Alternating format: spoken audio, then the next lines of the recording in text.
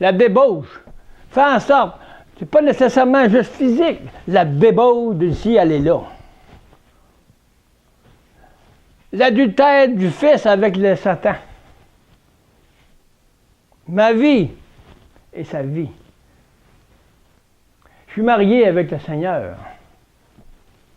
Vas-tu aller jouer avec Satan? Je viens de faire la fornication.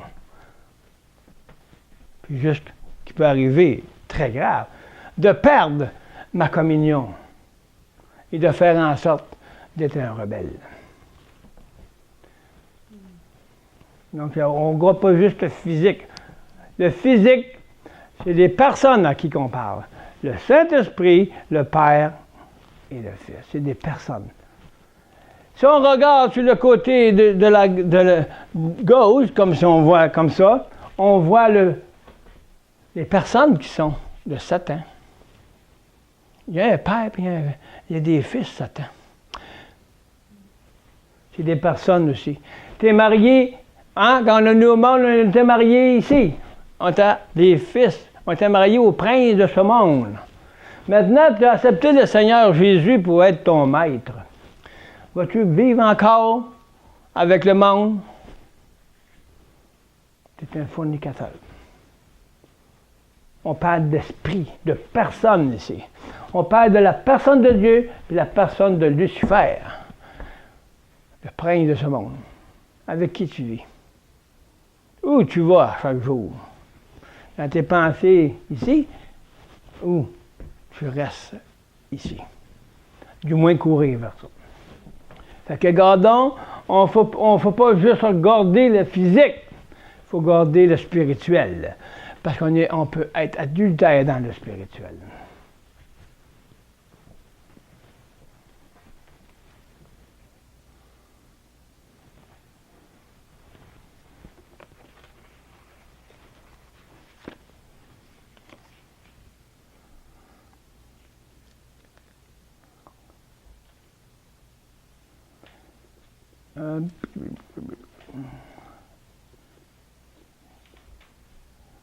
Ça, c'est Isaïe. Okay. Matthieu 18, 21.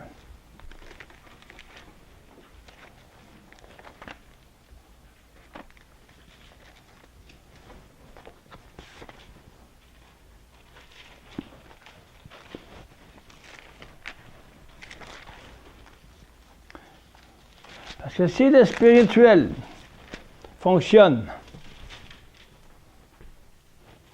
selon l'ordre de la parole, le physique et l'âme vont suivre.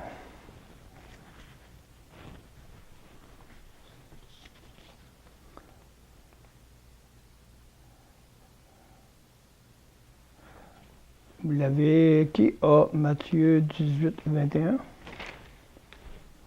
Oui, donc.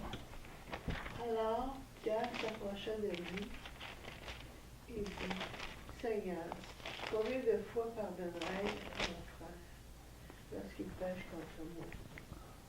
Serait-ce jusqu'à 7 fois? OK. Si on continue à 22, Jésus te dit, pas jusqu'à 7 fois, mais jusqu'à 70 fois, 7 fois. Vous voyez ici, Jésus, sa grâce, fait en sorte,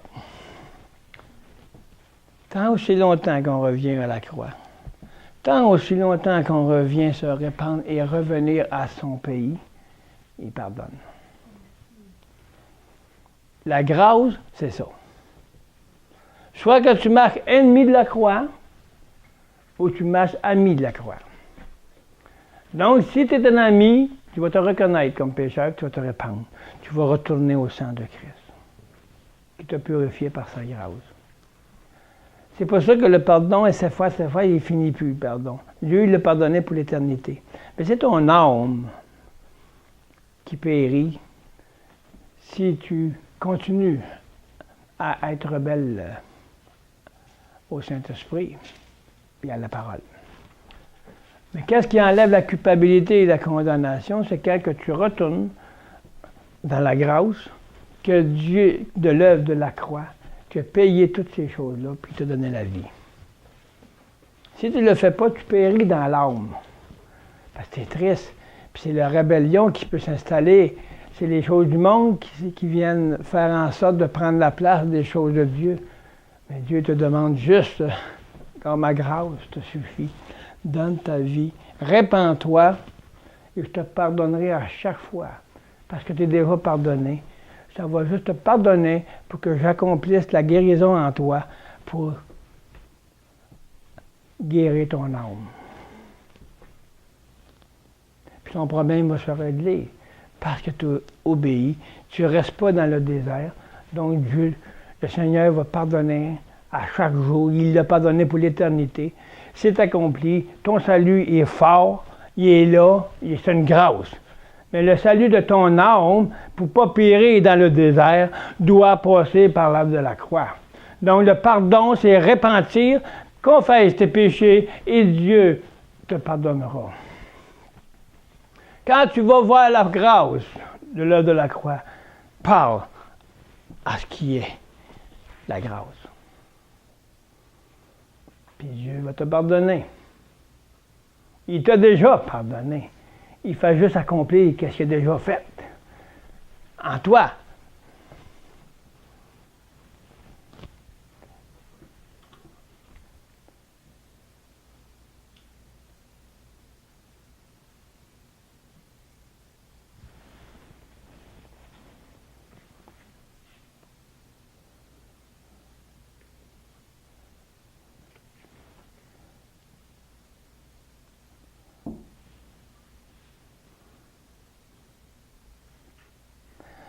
Oh, OK.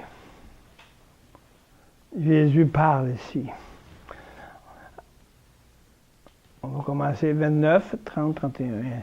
29. Son compagnon se jeta à ses pieds et le supplia, disant, « Prends patience envers moi, et je te paierai. » Mais lui ne voulut pas. Il alla le jeter en prison jusqu'à ce qu'il ait payé ce qu'il devait. Ses compagnons, voyant ce qui arrivait, furent profondément attristés. Ils allèrent raconter à leur maître tout ce qui s'était passé. Donc, il y a eu des choses qui ont fait que ça l'a attristé. Ça a attristé le maître. Ils ont été voir le maître, ils ont tout dit qu'est-ce qui se passait. Donc, c'est qu'est-ce qu'il faut faire. Allons voir le maître, afin qu'il ait compassion. Pour qu'on ait la compassion, nous aussi, de retourner à notre maître et dire, maître, quand je te compte tout. Merci pour ta grâce, merci pour ton œuvre, que d'avoir pris ma vie, tu l'as crucifié, que ton sang m'abrite, coule en moi. Puis il va te faire grâce. Il va faire grâce de passer à d'autres choses dans ta vie qui étaient avant. Parce qu'il va te transformer par le pardon, parce que tu obéis. Si tu n'obéis pas, il ne pardonne pas. Parce qu'on aime notre vie. On est des rebelles.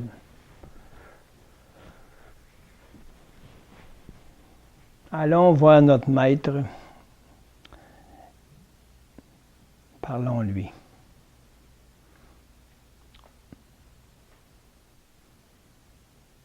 Marc 6, 26.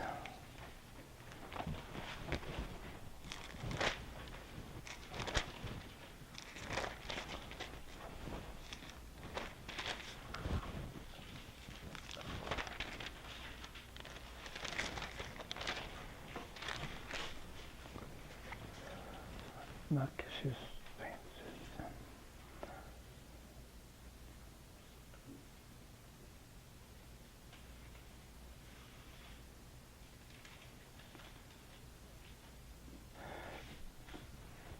C'était la chose de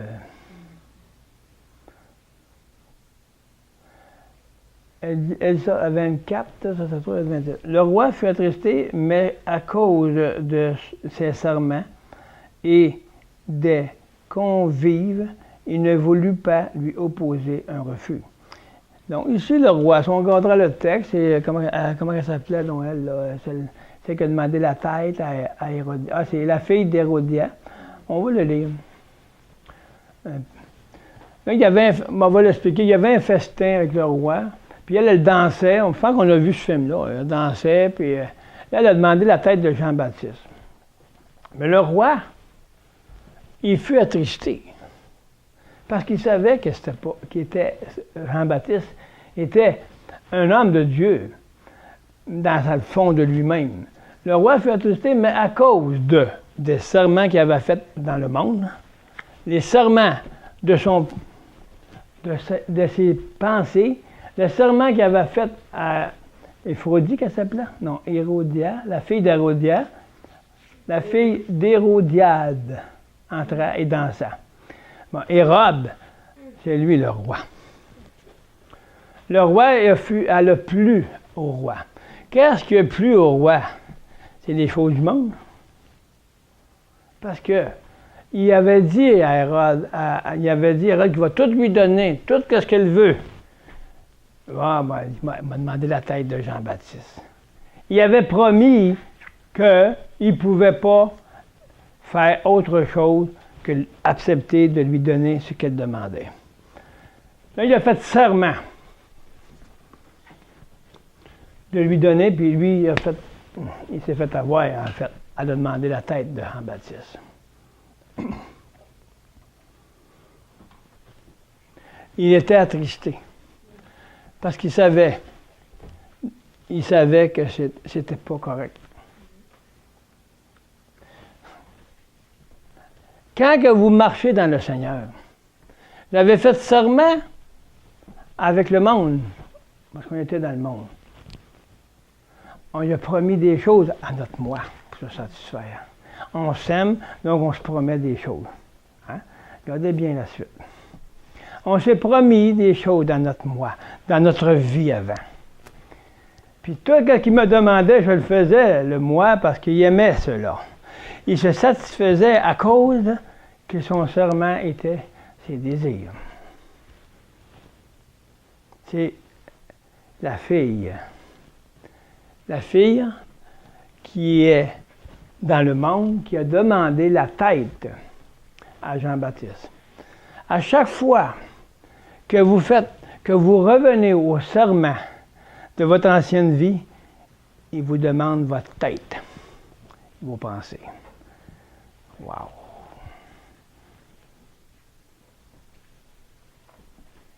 Vous savez que maintenant, vous êtes en Christ. À chaque fois que le serment du monde vient vous influencer, et si vous obéissez, vous lui donnez votre tête, vos pensées, pour que vous pouvez penser. Mais ça vous attriste parce que vous savez que ce n'est pas de Dieu. Donc vous lui donnez, pareil, parce que vous avez fait serment. Lâchez les serments du vieil homme. Ah, wow! Vous attristez le Saint-Esprit en même temps. Vos serments, c'est vos quoi? Mes désirs, mes droits. Moi, c'est comme ça. Donnez vos droits. Parce que l'ennemi, il vient vers vous, puis il vous enchaîne avec des choses du monde. Des choses que vous aviez, parce que vous aviez fait serment avec votre vieille nature. Maintenant, vous avez donné ça au Seigneur, votre vieille nature. Vous n'avez plus d'affaire à aller obéir au serment que vous avez fait dans le monde.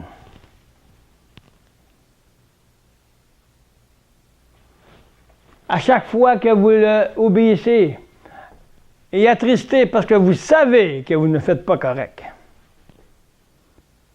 vous faites en sorte de vous donner votre tête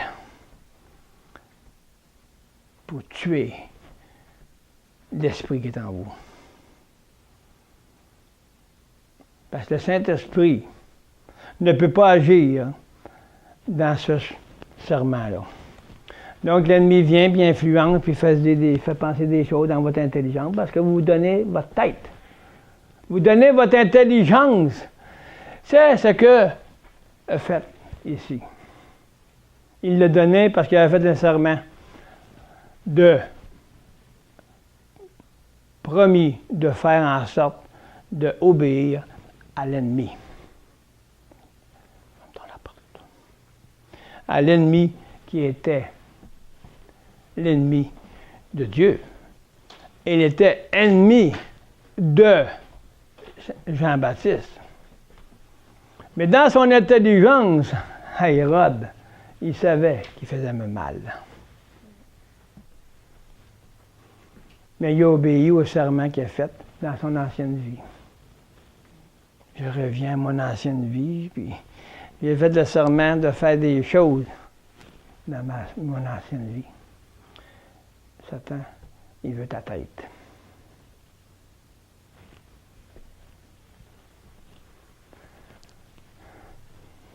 Attendez pas qu'il vous coupe la tête complètement parce que vous n'avez plus d'intelligence.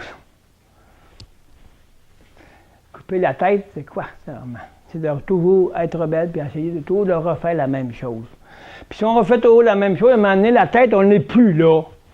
On ne sera plus là parce que le rebelle va prendre la force au-dessus. Parce qu'il n'aura plus de tête pour pencher, pour réfléchir à ce que Dieu m'avait donné comme étant sa grâce. Ça nous fait couper l'intelligence. Plus capable de penser parce que je suis trop désobéissant. J'ai tellement désobéi que je suis rendu problématique dans ma tête. Dans ma tête. Elle est coupée du Saint-Esprit. Elle vient jusqu'à couper la parole qui est en moi. Donc je marche comment? Je marche dans la mort. La tête coupée. Parce que j'ai marché dans la rébellion. Je n'ai pas voulu obéir. J'ai obéi à mes serments que mon vieil âme désire.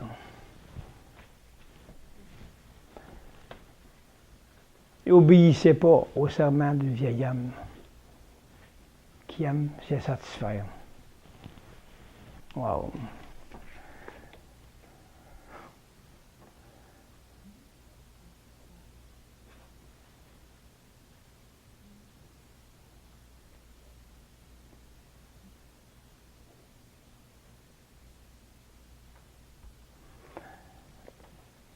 Le roi fut attristé, mais à cause de ses serments et des convives, il ne voulut pas lui opposer un refus. Il n'était pas pour refuser la tête à Jean.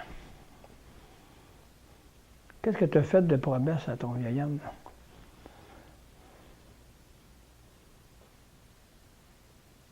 Quel serment que tu as promis à ta vieille nature, que tu aimes? Tu ne vas pas y donner.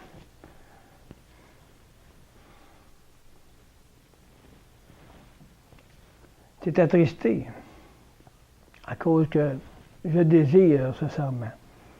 Je l'aime, cette vive que ça me donne comme manger.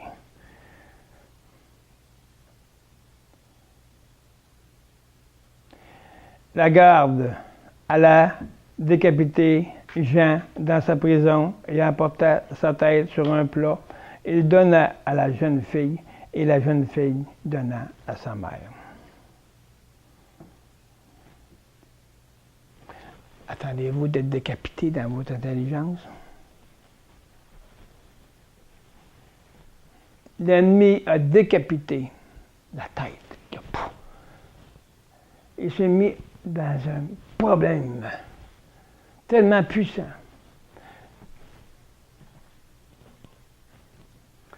qui était dans sa prison. Elle était dans sa prison. Il était dans la prison de ses pensées.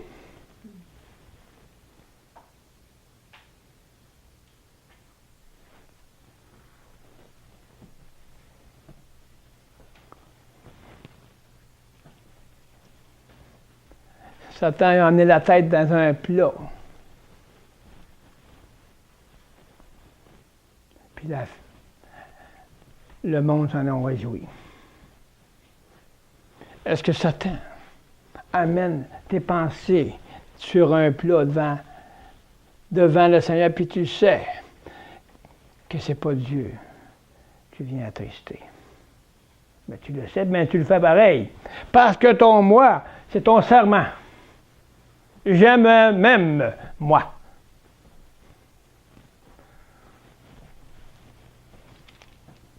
Vous avez donné votre vie. Vous avez fait une alliance avec le Seigneur. Donc là, j'avais fait un serment avec Dieu. Vous vous êtes mariés avec le Seigneur. Donc n'agissez plus comme vous seriez encore dans le monde. Vous allez perdre votre tête de votre intelligence. Il faut arrêter. Il faut se répandre, puis pas recommencer. La repentance, ça ne veut pas dire de se repentir puis pas recommencer. Je pense que oui, il faut marcher pour ne pas recommencer. Parce qu'à un moment donné, on perd la tête. Parce qu'ils rebellent, ils font à chaque fois 10 fois, 5 fois, 15 fois, 20 fois, mais à un moment donné, c'est eux autres qui courent après leurs propres conséquences. C'est pas Dieu. Parce que le Dieu est rendu ennemi de leur serment. Là, c'est plus le Seigneur qui mène, c'est sa vie. Parce que sa rébellion, elle périt de la puissance de Dieu.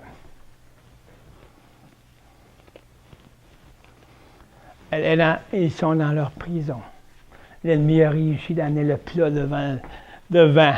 Hein, Dieu, regarde, elle l'est.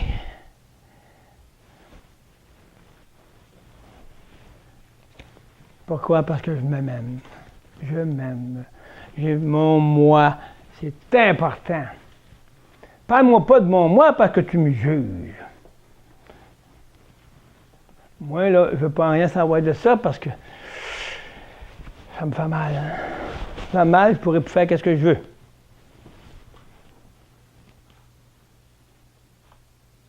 Qu'est-ce qu'on veut?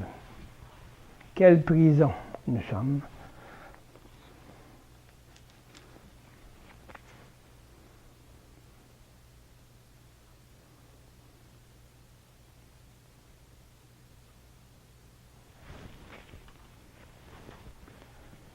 On va aller dans Jean.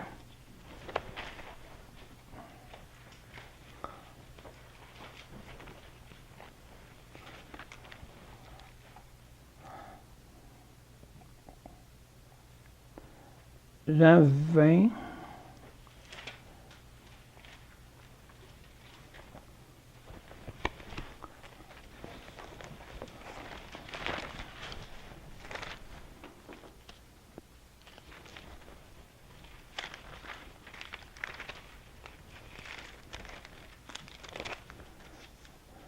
« 27 nous dit,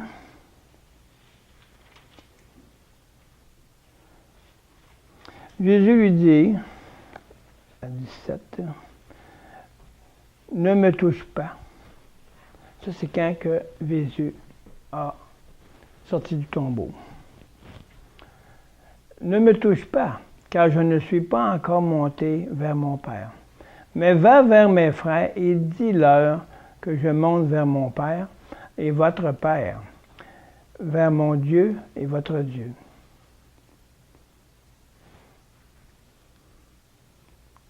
Marie-Madeleine vint annoncer qu'elle vit le Seigneur et qu'il lui avait dit ces choses. Pour moi, il n'y a pas le bon verset. Bon, voilà. Allons à Romains 14, 15.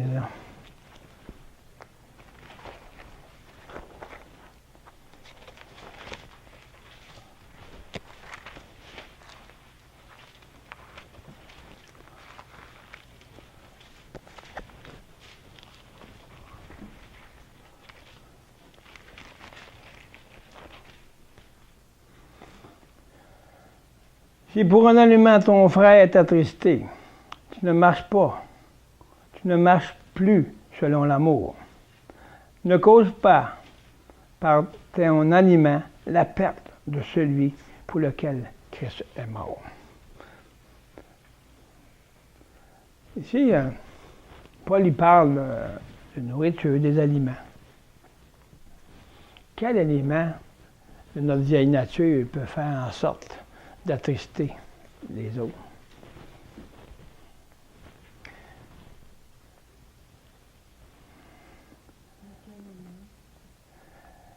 Je sais, on va commenter à 14. On pourrait tout prendre, on aurait pu prendre juste un chapitre puis juste l'enseigner. Mais le Saint-Esprit a donné ça comme ça. À 14, je sais et je suis persuadé dans le Seigneur Jésus que rien n'est impur en soi. Mais si quelqu'un estime qu'une chose est impure, alors elle est impure pour lui. Si pour un aliment, on parle des aliments, ton frère est attristé. Si tu marches plus, si tu ne marches plus selon l'amour, ok? Si pour un aliment, ton frère est attristé, tu ne marches plus selon l'amour. Donc, si tu attristes ton frère, tu ne marches plus selon l'amour. Donc, tu ne peux pas faire en sorte d'attrister quelqu'un à cause d'un aliment. Mais l'aliment peut être aussi qu'on peut l'avoir spirituellement, une façon que je suis, qui va faire déplaire et attrister un autre. On n'aura pas l'amour si on attriste. Ne cause pas, par ton aliment, la perte de celui pour lequel Christ est mort. Ce qui est bien pour vous ne doit pas être un sujet de calomnie, car le royaume de Dieu, ce n'est pas le manger. Et voilà. Et voilà ce que le Seigneur, le Saint-Esprit, fait en sorte, justement, de confirmer qu'on ne pèse pas seulement des aliments de manger, de boire. Ils nous disent, comme restant sur un aliment bien superficiel, mais là, si quelqu'un mange du lard, puis là, il n'en veut pas de lard, mange-en pas devant lui, parce que tu vas l'attrister. Est-ce qu'on... Paul, il vient de nous dire quoi ici? Si quelqu'un mange ci, si l'autre ne l'aime pas, ça rend dans le shit. Ça l'attriste. Ne mange pas devant lui. Et on parle de d'autres choses aussi. C'est bien à 16. C'est qui est bien pour vous ne doit pas être un sujet de calomnie pour un autre. Bon, qu'est-ce que toi, que tu as? Si tu as la foi, ne fais pas comme si tu n'aurais pas la foi. Si tu crois que Dieu est mort pour toi sur la croix, aime-le, donne-lui du pain et la parole. Mais ne le juge pas. Car il dit, 17, on revient que c'est vrai, qui confirme, ce n'est pas seulement le manger et le boire, mais ce sont les aliments spirituels. Le royaume de Dieu, c'est non pas le manger ni le boire, mais la justice et la paix, la joie par le Saint-Esprit. Fait que, arrêtons de rester dans le manger physique, mais mangeons la parole. C'est là que Paul nous parle. C'est des exemples physiques pour comprendre le spirituel. Le royaume de Dieu n'est pas le manger et le boire, mais c'est tout ce qui vient de la bouche de Dieu, de mon Père. Donc, c'est la paix, la joie. Si ton ami est dans l'erreur, aime-le, prie pour lui. Ça te fait du mal, prie pour lui. Ça te persécute, donne-lui ta vie. Le royaume de Dieu, c'est que tu sois en paix. Si l'autre ne cherche pas la paix, elle cherche la mort. C'est pas à toi de la juger ou de lui dire, gars, elle. Toi. Le royaume de Dieu consiste à ce que tu sois en paix. Justice. Justice, c'est Christ en nous. la paix, la joie dans le pays de la liberté.